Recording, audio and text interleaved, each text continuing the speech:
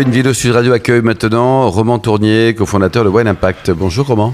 Bonjour. Alors racontez-nous votre belle histoire de famille avec Roland, et puis vous êtes le fils cadet, c'est ça? C'est ça, le plus jeune de la famille. Le plus jeune, le cadet, c'est fou, Cadet Roussel. Et vous êtes installé où dans le sud-ouest? Alors, dans l'aire d'appellation de Fronton, et puis précisément à Vaquier.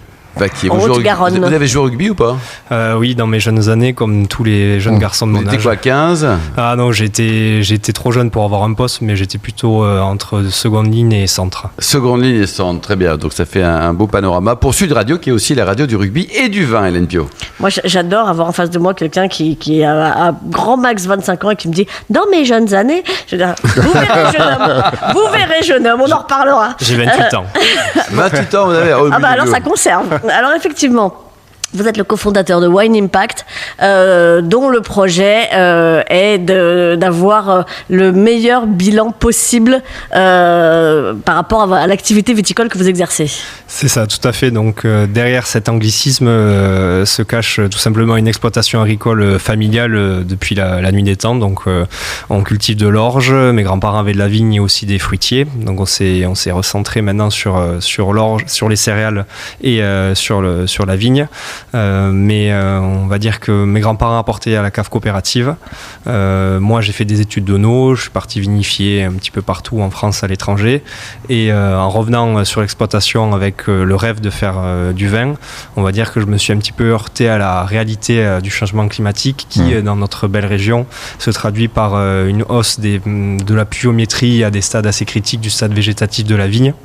Donc au niveau du printemps, qui favorise les maladies. Et donc ce que je me suis dit, c'est quitte à essayer de faire du vin en partant de zéro, puisque nous ne vinifions pas, autant essayer de faire quelque chose qui a de l'avenir. Et ça passe par les cépages résistants qui permettent de pas du tout traiter ou très peu traiter, et la consigne et le réemploi de la bouteille. Alors, les cépages résistants, vous les aviez vus au cours de vos pérégrinations ou... Et en fait, j'en avais très peu entendu parler pendant les cours, et justement, quand j'ai voulu me lancer là-dedans, j'avais très peu de connaissances, et donc il a fallu que j'aille me former et déjà valider le fait qu'il y avait un potentiel auprès d'instituts de recherche, à l'INRA, à Pêche Rouge, mais aussi auprès d'autres vignerons en Occitanie. Et donc, comment vous avez choisi ceux avec lesquels vous alliez travailler ? Mais il faut dire que déjà, il y a pas beaucoup de cépages résistants qualitatifs, donc ça réduit beaucoup le choix. Et ensuite, je me suis surtout basé sur les retours d'expérience que m'ont fait les vignerons et les très nombreuses dégustations que j'ai fait pour arriver à un profil. Il y a deux, on a reçu un des deux pionniers de ça, du Bordelais, dont un entraîne l'équipe de rugby de Langan, un jeune homme, je ne me rappelle pas de son nom, j'ai des échantillons de lui à goûter, et il est dithyrambique sur le résultat, sur l'absence de traitement, et il fait plein de cuvées avec ça. Je ne sais pas si vous êtes allé le voir, il est dans la partie première côte de Bordeaux, sur la droite. Non, je ne suis pas allé le voir, puisqu'en Occitanie, on est quand même la région où il y en a le plus qui a été planté. Donc vous avez vu d'autres? Oui, j'en ai vu d'autres, mais j'en découvre chaque jour. Et lesquels vous employez, vous? Alors, donc, moi, j'ai plusieurs cépages. Donc, en blanc, ça va être du Sauvigné gris et du Muscaris. Pour le rosé, du Monarque. Et en rouge, Cabernet Jura et Vidocq. Vidocq, oui. Et donc, ces cépages, vous les avez plantés quand? Depuis combien de temps est-ce que vous les faites travailler? Alors, disons que comme ce sont des cépages où on a beaucoup moins on va dire, d'expérience, de recul, j'ai préféré, on va dire, dérisquer un petit peu l'expérience. Donc, j'ai eu la chance d'avoir des vignerons qui m'ont proposé dans un premier temps de vinifier chez eux certaines de leurs parcelles de résistants, avec pour objectif ensuite de pouvoir acquérir un maximum d'expérience pour pouvoir ensuite nous les planter sur l'exploitation, puisqu'on a 35 hectares de céréales et environ à peu près 8 hectares de vignes. Et quand vous commencerez à commercialiser, vous ne pouvez pas utiliser l'appellation Fronton, et c'est forcément vin de France pour l'instant. C'est ça, c'est tout à fait. Pour l'instant, c'est vin de France, et on peut commencer à avoir dans les assemblages certaines IGP comme Comté-Tolosan et Pays d'Oc. Qui sont plus libres, en tout cas, il y a moins de contraintes. Tout à fait, Hélène Pio. Alors, ces cépages résistants, ils sont parfois vus par le grand public comme quelque chose de pas du tout naturel, puisque c'est récent, c'est créé en laboratoire. Qu'est-ce que vous pouvez répondre?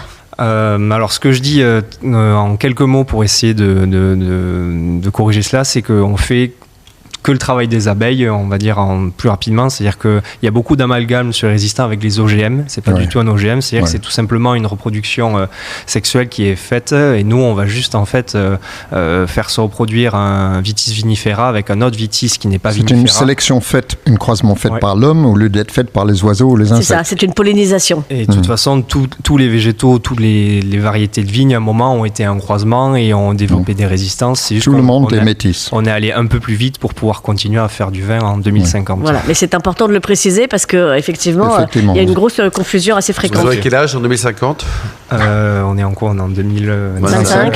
Ouais, plus 53 ans. Voilà, très bien. C'est un très bel âge. Donc, alors les cépages résistants, c'est une partie de votre réponse au changement climatique et à l'impact du vignoble, puisqu'on rappelle que votre entreprise s'appelle Wine Impact. L'autre axe que vous avez développé, c'est la consigne des bouteilles.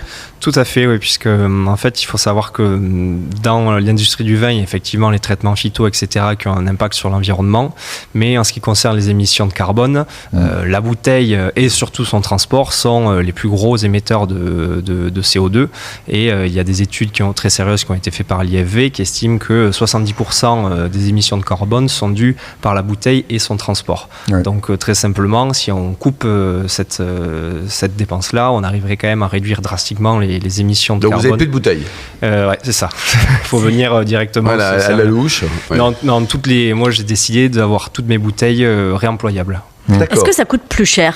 Pas du tout. Non, ça ne coûte pas plus cher. Et vous ramènez les bouteilles après ? Non, en fait, tout simplement, il y a un organisme, on va dire, national qui s'appelle France Consigne, qui regroupe plusieurs associations de lavage des bouteilles, qui, elles, en fait, se chargent de collecter les bouteilles aux différents points de consommation, de les laver et de les recommercialiser au plus proche des lieux de consommation. Pour l'instant, ça manque de lieux de collecte, mais c'est fortement à encourager. Je suis bien d'accord avec ça. Et tout ce qui est canette, par exemple, vous en pensez quoi ? Parce qu'il y a autre chose que les bouteilles. Tout à fait. Moi, je suis pas du tout fermé à ce genre de solution. Il n'y a aucun dogme. Ça permet d'avoir un transport plus léger, donc, ou même le bip que je ne fais pas actuellement, mais que j'explore. Pour donner une idée sur l'impact poids sur le transport, j'ai parlé avec un viticulteur qui a investigué ça, c'est qu'une palette normale avec bouteille et avec tout l'emballage et la palette, la moitié du poids de cet objet-là, c'est le solide, c'est pas le liquide. La moitié. Ouais, c'est quand même beaucoup. Ouais, donc c'est énorme. Gamme de prix, alors ça va de combien à combien chez vous ? C'est ça, j'allais y venir. Alors on va aller entre 10 et 17 euros.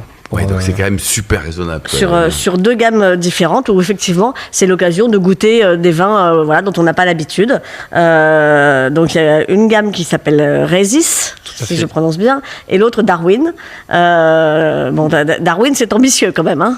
C'est une référence qui parle à tout le monde. Ouais, et la température de service de vos vins, combien vous les conseillez ? Pour les blancs, entre 12 et 13 degrés. Et j'ai des rouges assez gourmands qui permettent aussi d'être bu assez frais. Donc on peut boire autour de 14-15 degrés. Et si on va dans votre région, on peut venir vous voir d'ailleurs, vous êtes ouvert, si on saute, vous êtes aussi sympa en vrai qu'à la radio ? Oui, je pense, mais avec plaisir. Il y a un beau resto que vous le conseillez dans le coin qui vend vos vins ? Ah, tout à fait, dans le village, il y a le restaurant Carton Rouge qui est vraiment... Carton Rouge, qui a été ouvert par un ancien sommelier d'un restaurant. Génial. Une adresse peut-être, Hélène, pour prendre enseignement ? Alors, Carton Rouge, c'est dans le village de Vaquier et l'entreprise de Romans-Tournier s'appelle Wine Impact et on peut le retrouver sur internet sur wineimpact.fr. Merci beaucoup Romans-Tournier, Hélène Piot.